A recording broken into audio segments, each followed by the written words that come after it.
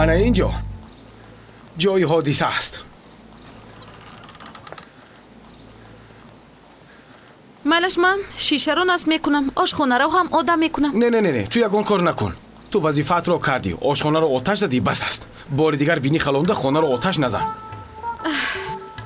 بیا با تو مکانی مخصوصم رو نشان میدیم.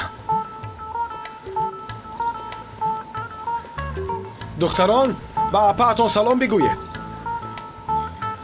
مرحمت. ما اینجا رو مشترک استفاده برده نمیتوانیم.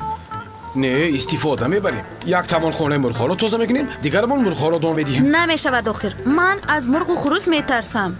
از این مرغ‌های چرکینک بیزارم. ذره نترس، اینها همه مرغ‌های گرامتنی هستند. چی؟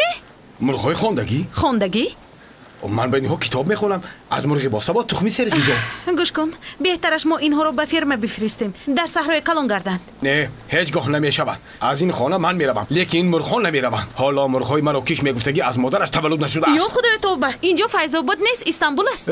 خواه فیض آباد باشد خواه مسجد برایم فرق ندارد، پروایی هم ندارم.